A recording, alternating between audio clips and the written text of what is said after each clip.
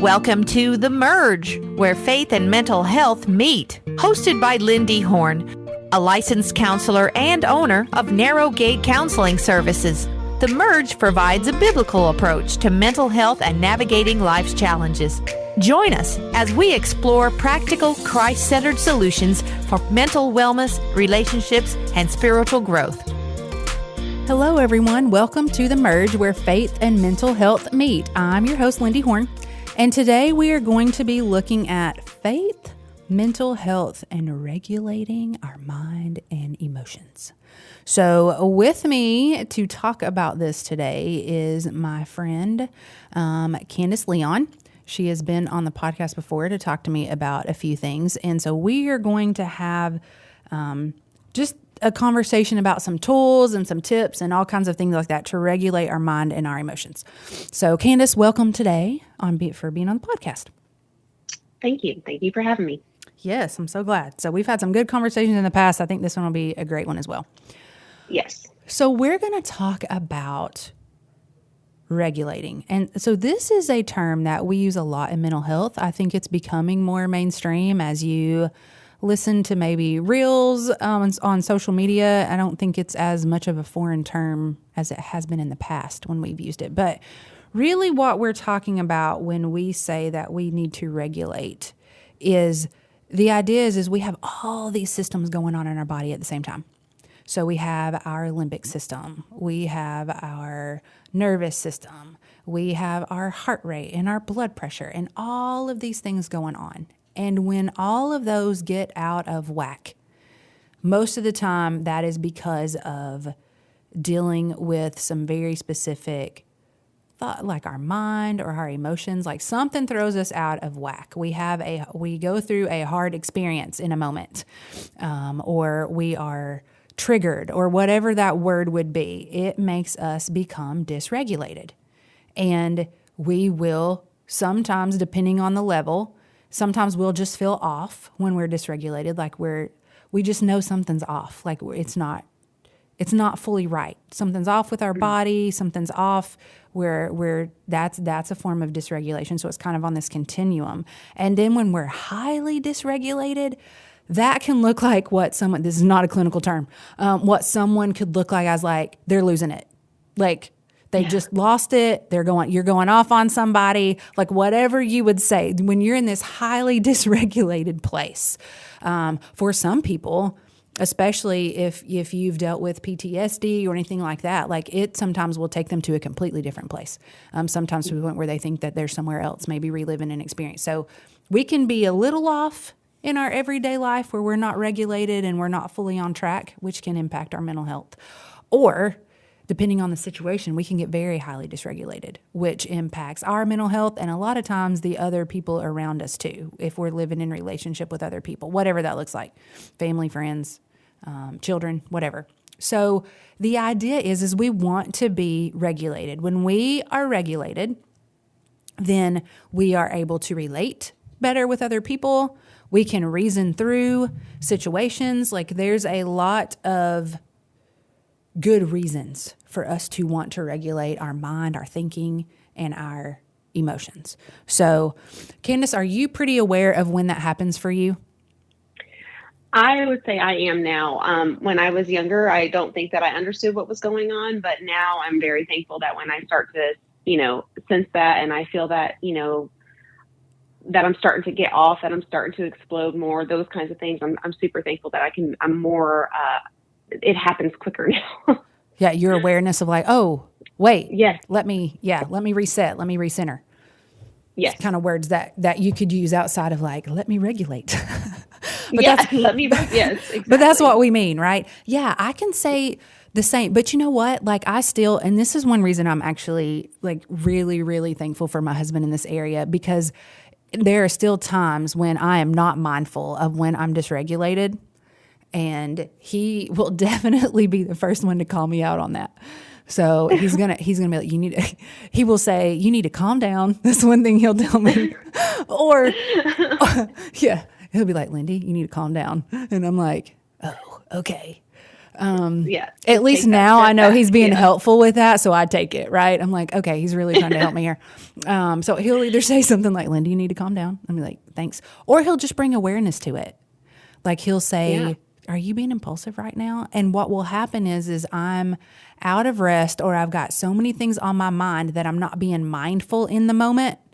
And that's like when, you know, things end up in the refrigerator that aren't supposed to be there, or I can't find my keys, or, you know, like I'm not regulated. I'm not present. Yeah. So he's really good at that. I would say the older I get, the more mindful I usually am, especially if I'm like a little dysregulated, that just off feeling, I can feel that pretty quickly. And then if I get highly dysregulated and like I go into some behaviors or actions that I'm just like, this isn't me. Yeah. But sometimes there's still that place where I need some help and being like, you are not regulated right now, LynnDee. You need to pause and regulate yourself again. So if you look at research in the mental health world, and this works for yourself, this works for parent-child interaction, this works for spouse interaction, this works for adult-child to parent, any interaction that you're going to have in your life, in your relationships, there is we're going to call it, it's an upside-down triangle. But it's this place of we have to regulate first, then we can relate with people, and then we can reason. It's just how our brain is structured. So if we think about our brain as an upside down triangle, okay, so the little part, that point is going to be at the bottom. That is our like primal brain, basically. Like that's the place that it takes care of our heart rate and our breathing. And it's that like automated place in our brain. It's that reflexive place in our brain. It's a reactive place a lot of times in our brain. Like I call it, if you see a bear in the woods, then, that part in your brain that kicks in, whatever, some people tell you to run, some people say stand still. Go talk to your park ranger about that. I don't know. I don't exactly know but the part in your brain that starts to freak out and take over, that's that part, that reflexive part of your brain. Or if you end up being in kind of like an emergency situation and things take over, that part, that primal part of your brain where later you're like, what happened? Like you just reacted and, that part. So all of the information that we receive when we're talking, when we're feeling, when we're doing, it all comes through that part of the brain first. Like all of the information comes through the primal part of our brain. Then it goes to our limbic part of our brain, which is our emotional part. So that would be like the middle of the upside down triangle. And then at the very top is our neocortex. So that's the place where we think.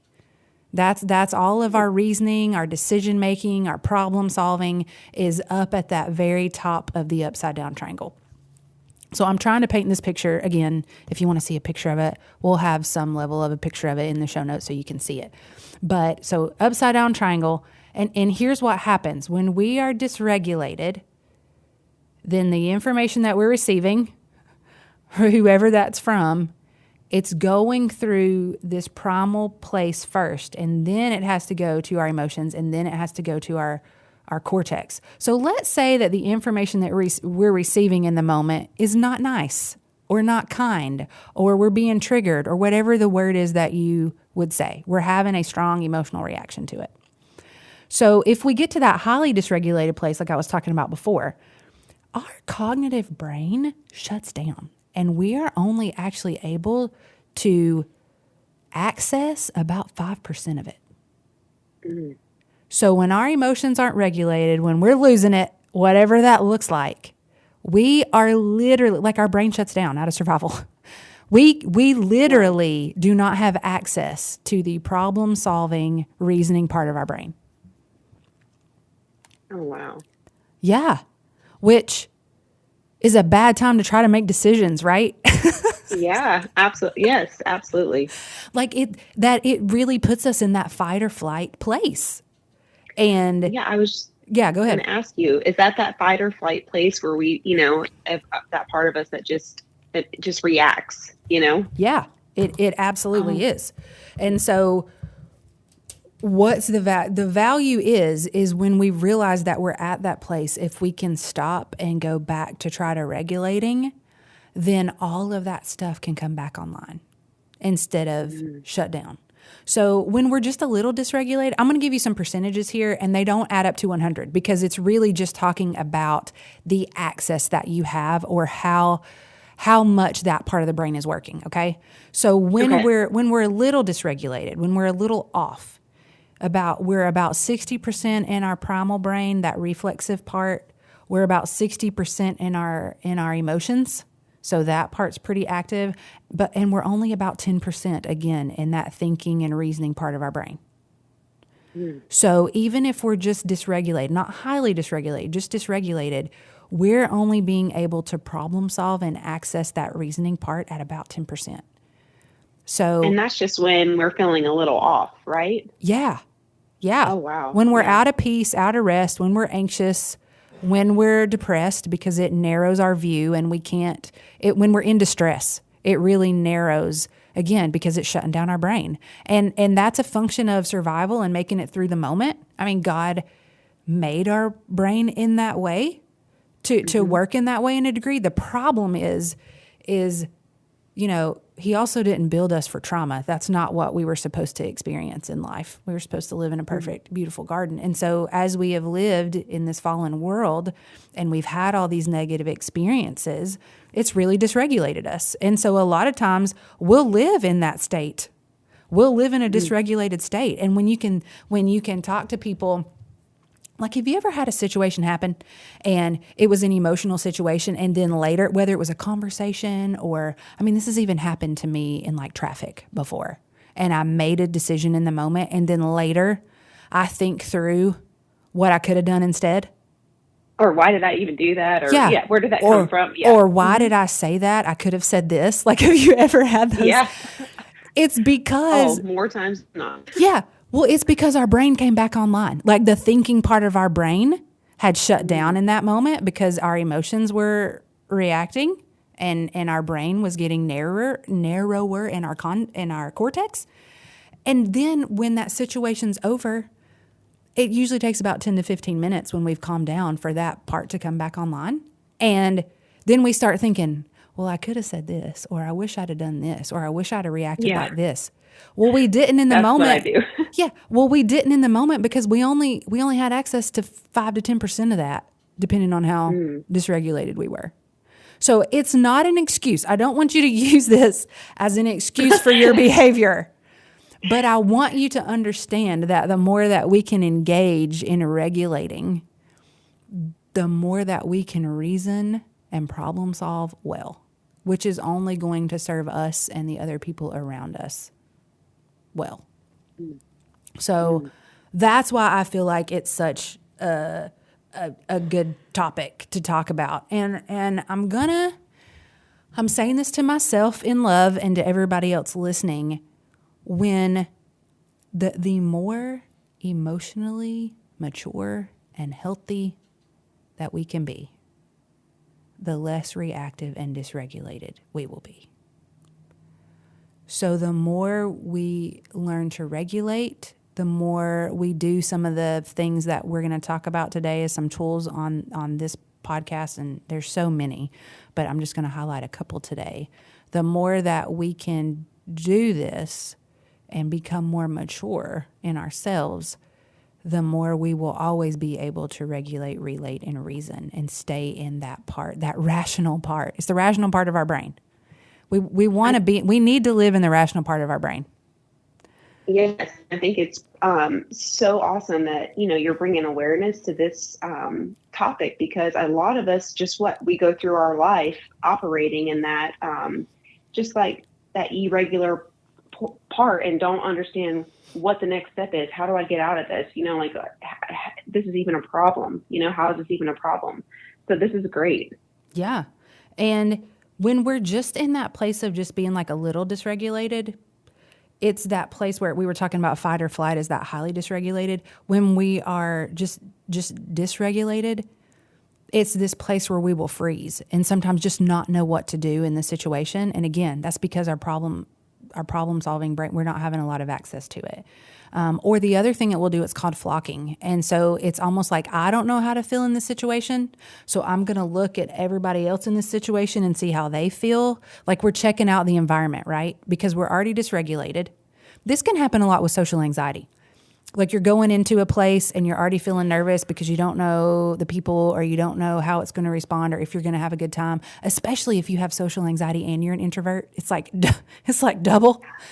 And man. You're already in this place of dysregulation when you're going in somewhere, right? And so a lot of times you either freeze and you don't know how to have conversation with people, or you will flock and you'll just like go along with whatever else people are doing, or you'll like kind of stand on one side where you feel more comfortable and just kind of be like, oh, okay, people are doing this now. Like we're not really being ourselves because we're in some dysregulation at that point. We're like freezing or flocking. So there's all these different things that happen based on where our brain's at in the moment. Now, when we're regulated, just to give you some statistics there, so we're only at about 10% in our primal brain. Again, it's doing the things it needs to, our heart rate, our breathing, but it's not needing to be active because the other part of our brain is doing what it needs to do. So we're in about 90% of the limbic system and we can experience, feelings that are like happiness and joy and excitement and all those things. And then we've got about 85% access to, again, that problem solving rational brain. So when we're regulated, we've got all of our faculties about us. We can use every resource that we've already gotten in our life or that we've continued to learn because our brain's in a good state. So we want to get our brains back to that state so that we can use everything that God's given us or everything that God has taught us to do life well, to love others well, to be at peace in our life, whatever thing we need in the moment. So I'm going to talk about one more thing here called state-dependent functioning. It's a big word, but basically what it's saying is based on your emotional state or your brain state, again, there's this limit. So in this chart, it talks about us going from a calm place, which would be that regulated place, all the way to like alert, alarm, fear. Like it kind of goes through this continuum. And your IQ, so again, that reasoning, problem solving, like our intelligence basically is impacted by the state that our emotions and our brain is in. So if we go all the way to the highly dysregulated place, so a regular IQ is like, 100, 120, depending on the person. So some people are geniuses, so they get a higher number. But that's what we're kind of looking at, right? 100 to 120 in that calm. When you are highly dysregulated in your brain, again, your IQ, your intelligence, it goes down. It can go down to 60. Wow. So our intellect... And we're operating out of that, Yes. So yeah. The range is like 60 to 80 of where our intelligence goes. So, again, there's this place of if I can understand some of this stuff about regulation, then I don't have to hopefully go to these places and have myself shut down in these ways or be reactive in the ways that I don't want to be. Yeah. So, yeah. So that's a little bit about what happens in our brains when we are dysregulated. So we're going to talk about how do we regulate. So we're going to get into that after this first break. So you are listening to The Merge, and we will be right back. Narrow Gate Counseling, providing professional counseling where you are. At home, at work, or on the go. Our virtual counseling services are convenient, affordable, and accessible on any device. For a free consultation, call 888-9-NARROW. That's 888-962-7769. Connect and learn more now at narrowgatecounseling.com.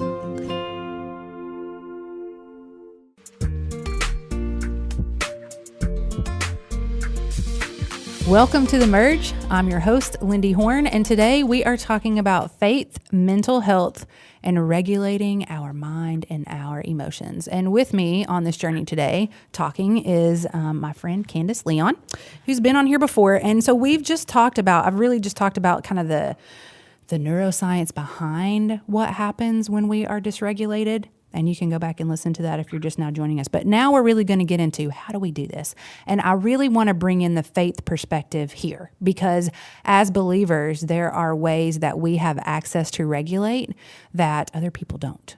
So a lot of times you're going to hear, well, you need to go for a walk, or you can do yoga, or you can go do this. And I think I'm not saying not to do that, but I want to highlight some regulating things that are more about our faith and how we can engage our faith in God and the Holy Spirit in this process. So one of the first ways to do that is to actually build joy in our brain.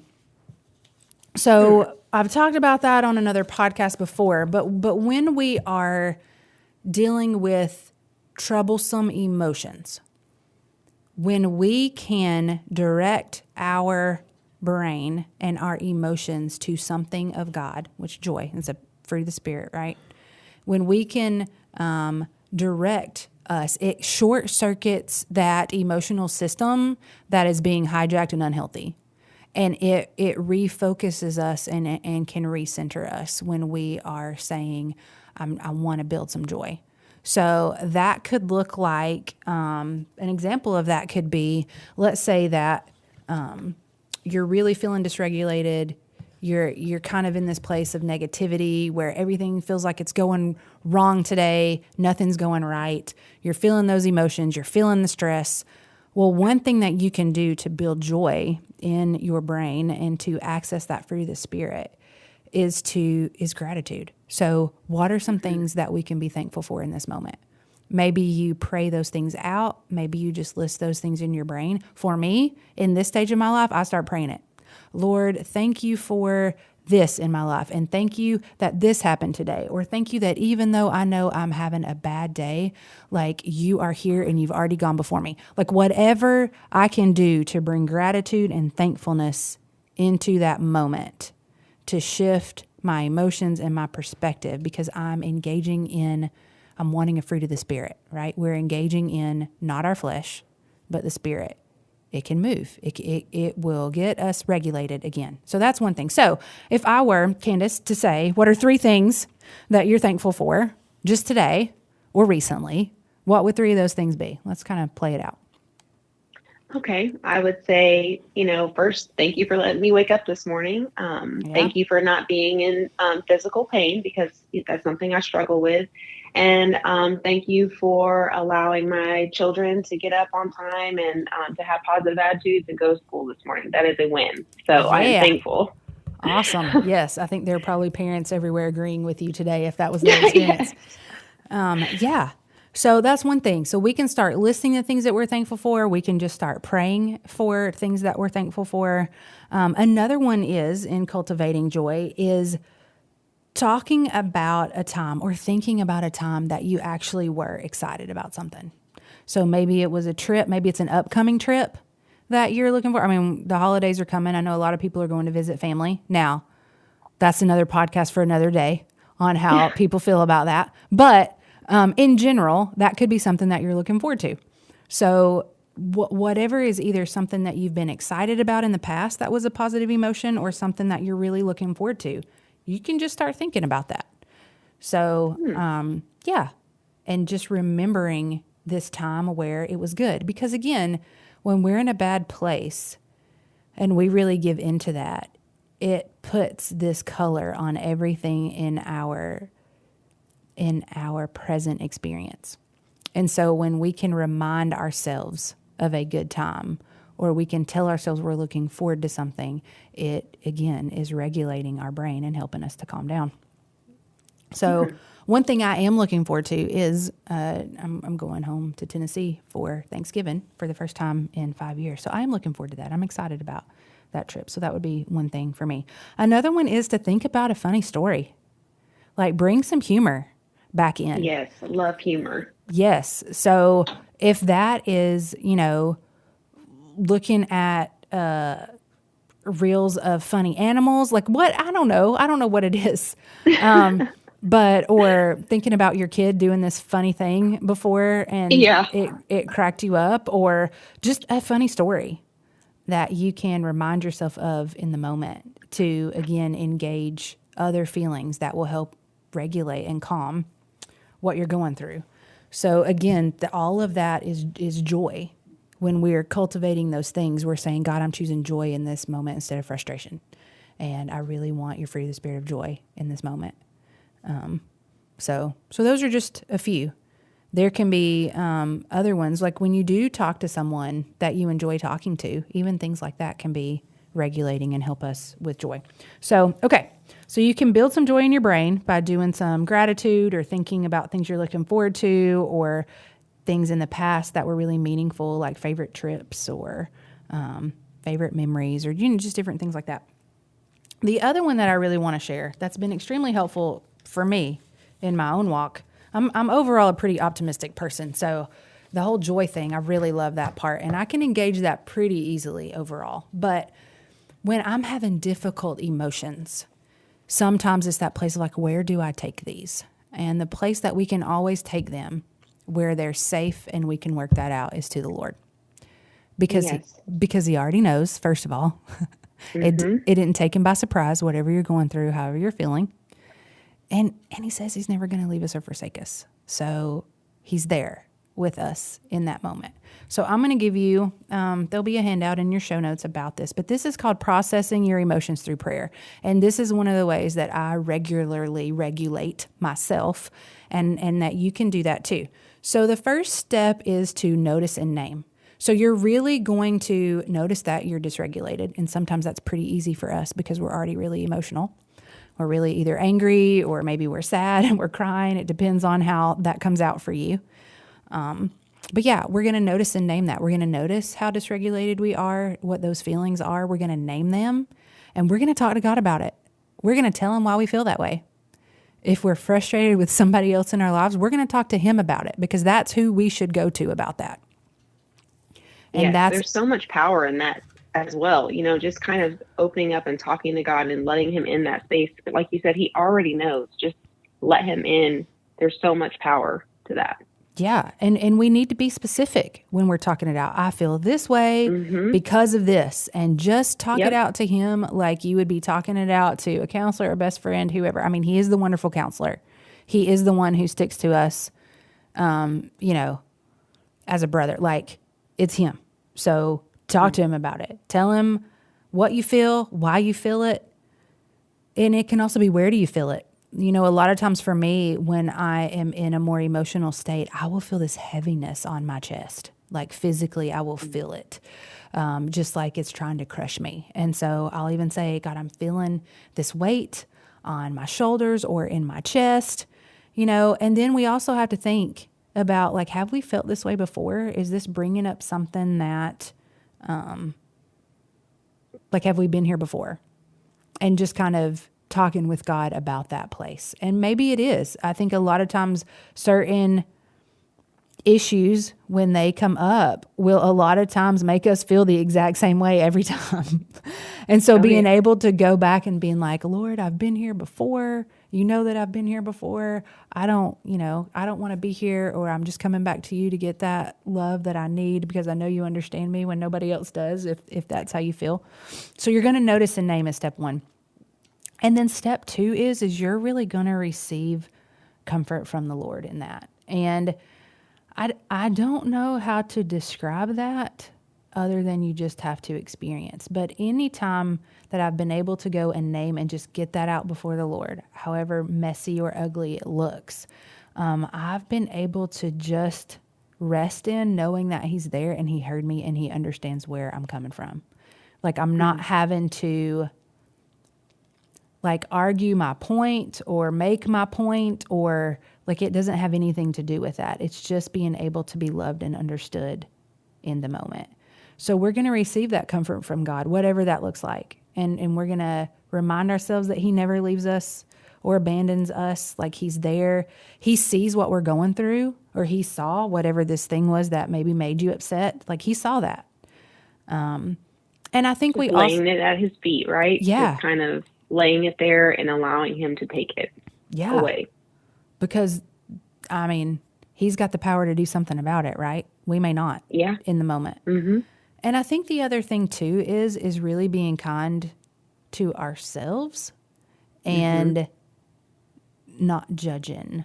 So again, I'm not saying that there aren't places where we all need to correct and get better or more emotionally mature, but in that moment when we're trying to regulate and pouring everything out, it's not helpful to be like, oh, I just don't want to act this way anymore, or I don't want to have this response anymore, or whatever. You're being weak because you're crying. Like whatever judgment may come through, like just, it's not helpful. Shut it off. No, like we don't need to do that here. This is just about being honest with the Lord and where we are and helping and letting him help us talk that out and maybe get something from him in return. So, yeah, step 1, notice and name. Step 2, receiving that comfort from him, just knowing that we're not alone and he understands us and we don't have to explain ourselves to him.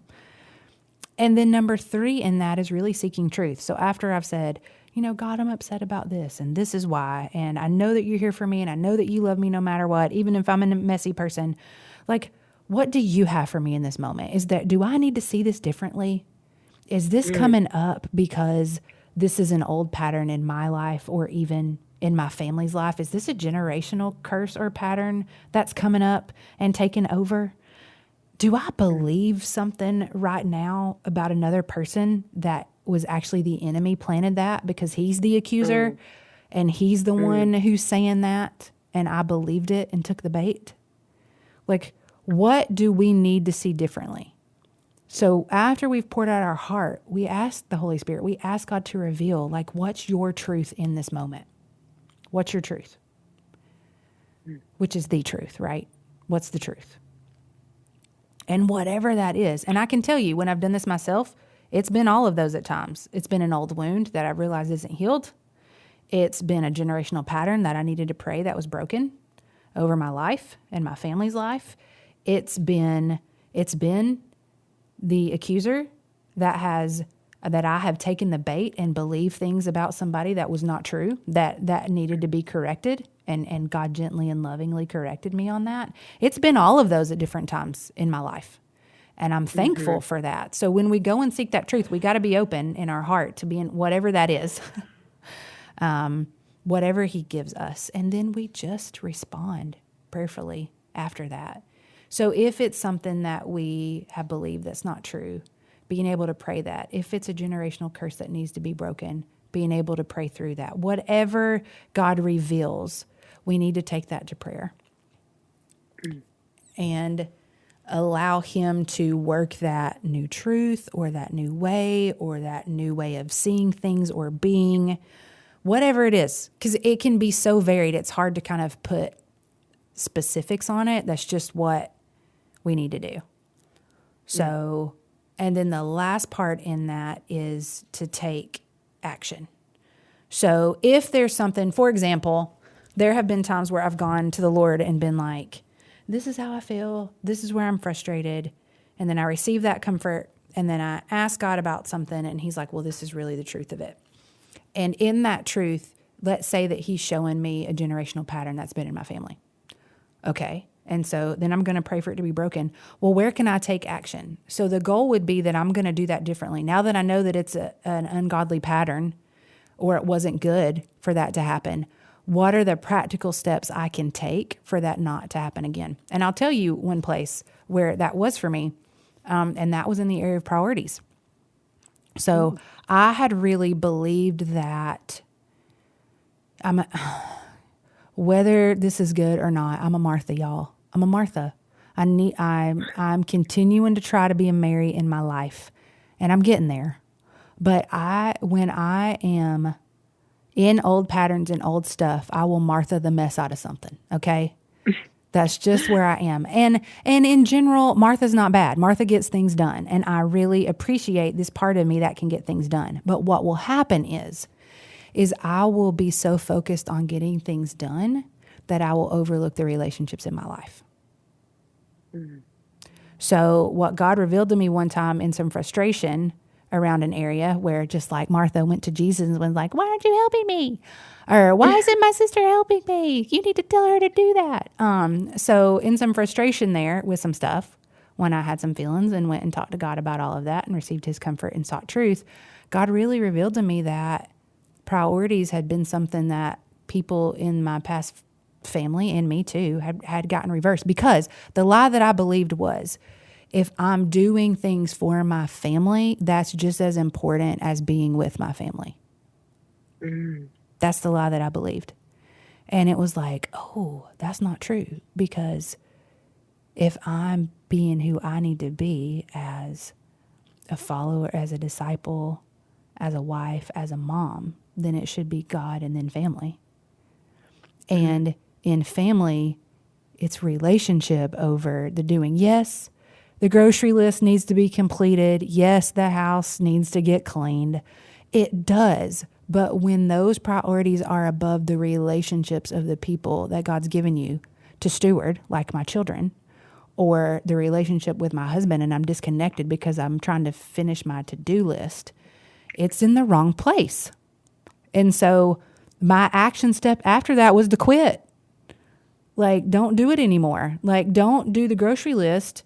And when your child's saying, mommy, mommy, mommy, tell her to wait a minute because you're trying to finish your Instacart shopping. Like, put it down, girl.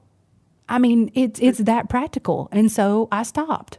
So when one of my daughters was coming and wanting my attention and wanting to connect, mommy, look at this drawing. Mommy, look at this Play-Doh. Mommy, I stop, because in that moment, I'm showing how much I love them, how they are important to me over whatever my to-do list is.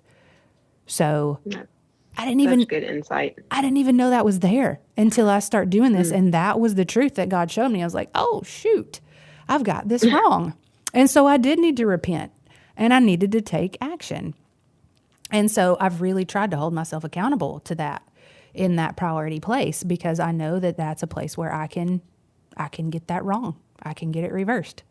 So that's just an example of how you might take action differently. Or when you realize you believe something about somebody that's not true, just stop believing it.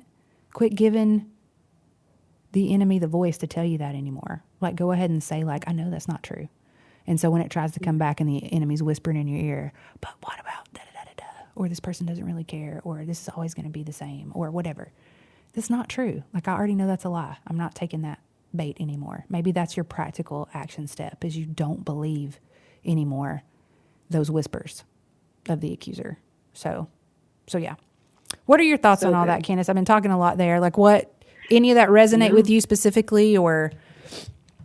Yeah. Oh, I mean, such good insight that you just shared. Even in, thank you for sharing that personal insight that you got from this. But I do think that I think step 3 really sticks out to me, because I don't think that is talked about often. I mean, we are taught, to just go to God and, lay it at his feet. But I think the question of asking God to reveal truth to you is so important, because it's probably a step, I know for me, that I often miss. You know what I mean? Because I'm so wrapped up in the situation, or in the feeling, or in the whatever I'm going through at the moment, that I don't remember to ask God if there is a truth that I need to see in this, or if there is a lie that I'm believing, if there is something that you need to reveal to me so that I'm looking at it from a different perspective. That game changer. And it's super, like I say, powerful and moving forward and moving ahead to be able to regulate yourself, because you're hearing truth. Now you're getting that peace that comes with the truth, you know? Well, and it says, right, the truth will set us free, right? Yeah. So, yeah, great point. I love that. So here's the cool thing about processing your emotions through prayer and having these steps. Not only is it regulating you, but because you're already connecting. So you are regulating and reconnecting or relating, which would be that second part. You have to regulate, relate, and then reason, right? So when we're doing that processing our emotions through prayer, because we're doing it with the Lord, we're already reconnecting. We're reconnecting to the Holy Spirit. We're reconnecting to God the Father to receive that comfort like we're his child, like we need, like we're already in that reconnected, relating place because we've gone back and done that with our Abba or the one who has all the wisdom and already knows and who's gone before us. And so you kind of get two birds with one stone, so to speak. So you're able to regulate, you're able to reconnect with God the Father, which is who we need to reconnect with, and get in our spirit instead of our flesh. And then, so after that, and again, that reconnection is we're not alone. Like we can keep talking to God like we're not alone in this. And then that last thing, that reason piece that we need to do to get back on the track or to problem solve or whatever that is, I'm really going to call that, I'm going to go through this activity called productive thinking, but it's really based on Philippians 4:8. So we're going to get into that. We've got one more break, and when we come back, we will talk a little bit about how we can reason productively with the Lord and kind of make some changes in our own thoughts. So thank you for listening to The Merge. We'll be back after this break. Narrow Gate Counseling, providing professional counseling where you are, at home, at work, or on the go. Our virtual counseling services are convenient, affordable, and accessible on any device. For a free consultation, call 888-9-NARROW. That's 888-962-7769. Connect and learn more now at narrowgatecounseling.com.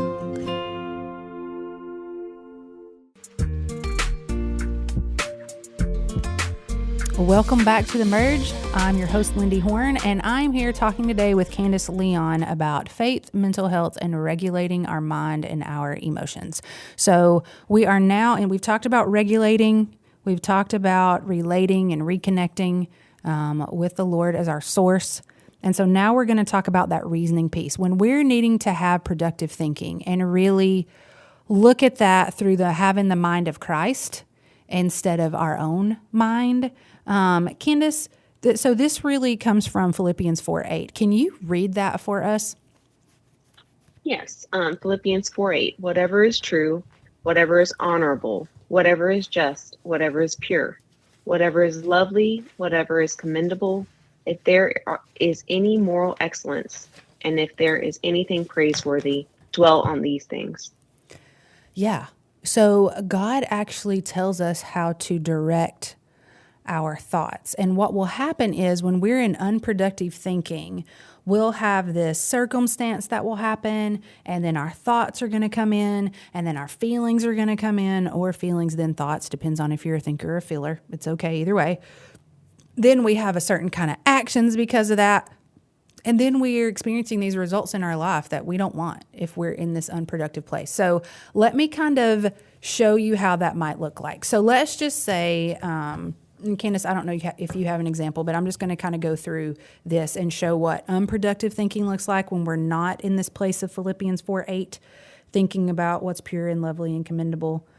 And then when we are in that place and how it changes things. So let's just say that this opportunity comes like it has where I've got a podcast, okay? Mm-hmm. And so the circumstance is I have this opportunity to have a podcast called The Merge.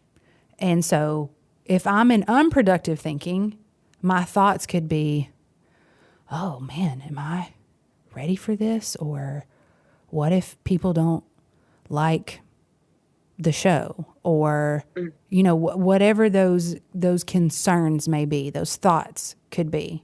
And then if that's it, then what feelings come from that? A little bit of anxiousness, maybe, a lot of uncertainty, nervousness. Those would be kind of my feelings in that. Well, then how might my actions be? Well, maybe I would choose not to do it. If I'm concerned about that and I'm thinking these negative things, maybe that wouldn't be something that I would do, because I'm already kind of playing out how that could go bad in my head. And then so the actions would be that I wouldn't do it, or even if I did, maybe I wouldn't be confident in it. And then, those results would either be the podcast isn't as impactful as I wanted it to be, or maybe I just didn't do the podcast at all. So that would kind of be a line. So you've got the circumstance, you've got the thoughts and feelings around that circumstance, then you've got those behaviors or those actions, and then you have the results. So let's say on the other side, which is actually what happened, there's this opportunity for a podcast called The Merge. My first thought is, wow, what an opportunity. There's some probably shock there too, but wow, what an opportunity. This could be so amazing, because in my life as a counselor, oftentimes I think, how could I get this information out to a lot of people instead of them having to come and have a session? Because I just feel like God's taught me so many things. I want to share them with other people if they're helpful. They may not be to certain people, but to the ones that it is, like, I want to give it away. Like, I was excited about it. It's helped me. I want to give it away. So my thoughts could be, wow, what an opportunity and a platform that could be to be able to go into this and experience this. And then my feelings around that could be excited. Now, that doesn't mean I might not be a little nervous, because I'd never had a podcast before. And I'm used to talking to people one-on-one and it not being broadcast on a radio station. But overall, it could be exciting. There could be hope there for how God might be able to use that to encourage people, that I would love for that to happen. I mean, that really is my goal with this, is for people to get closer to Him and to look more like Him. That's it. That's all I want. I want people to be able to be healthier, but I want us to get closer to Christ and look more like Him. That's really, and I want people to be healed. So I can get really excited about that. If this would be a platform that God can use with that, well, then what would my actions be? Well, I would be pumped every time I'm coming to record these episodes, and just really prayerful that God would be able to use it in somebody's life to bring them more hope, healing, looking more like Christ. And then the results hopefully would be that, right? Like, the proof would have to be in the pudding there, but hopefully that would be the results. I know for me, I'm uplifted every single time I have these conversations with my guests on the podcast. Like, I get stuff out of it every time. So that's kind of the difference.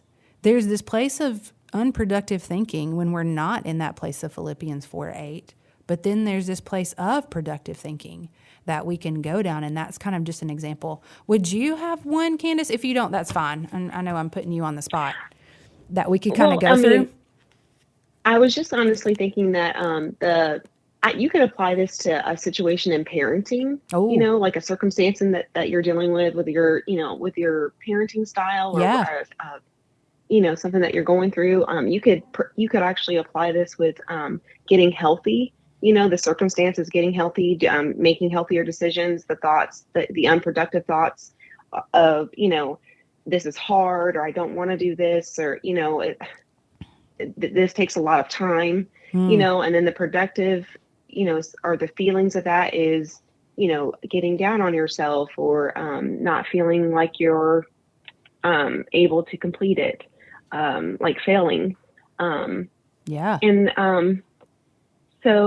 But the actions are, you wouldn't do the steps that you would need to make healthier decisions. You wouldn't go for the walk. You wouldn't do those kinds of things. And the results is going to end up kind of setting yourself up for, it's not going to be what you wanted. You're not going to get the results that you wanted. But yeah, you can apply this to many different things, because on the other hand, the productive thinking would be like, hey, I'm going to get healthier. I want, this is going to be a great thing. It's going to be good for my body. It's going to be good for my mind. I feel like it could be maybe overwhelming at times, but I'm going to look at this as like a positive, uplifting thing. And then just take those actions of walking, or, that next step of eating better, or so that your body feels better. And then the results they're slow, but they'll be there. So just having that encouragement. But, Yeah, the other example I did have like was parenting, and I think that this can be applied to that. I could see that and how that could be productive and unproductive, and how the results could be way different. Yeah, or even how I don't know if this is what you were thinking in that line with the parenting piece, but even maybe how we see, like I talk to a lot of parents that have teenagers. I'm not there yet. So I've still like, I am. yeah, I got my 7 and my 4-year-old right now. So I'm still in this really fun place, with where I'm at in my parenting journey. But I speak to a lot of parents who have teenagers, and I even think this place of where we go down, how we think about them and their behaviors. Like, are we going down, like, let's say they've done something. I don't know what it is. Let's say that they've been disrespectful, okay, in some way, in a certain situation. Like, our thoughts can either go down, my child is so disrespectful, and then we feel frustrated and disgusted by them in the moment. And then our actions are, we're extremely hard on them and harsh on them in that moment.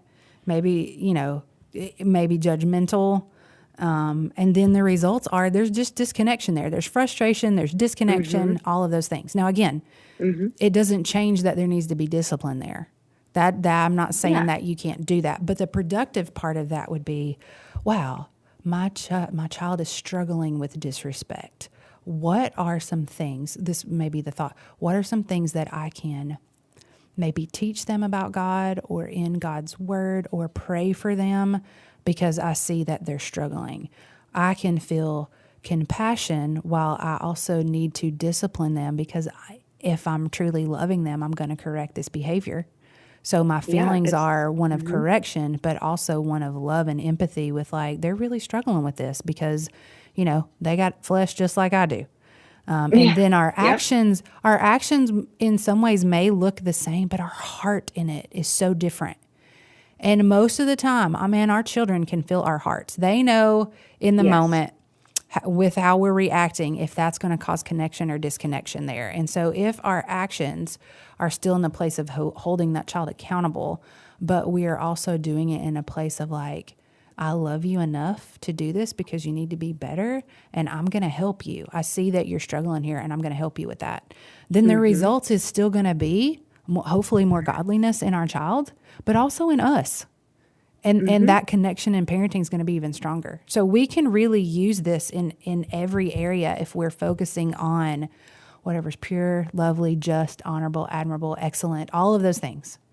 And again, it's just this spiritual principle in having that productive thinking. So when we get to that 85% of our brain, when we're regulated, we can do that in a godly fashion.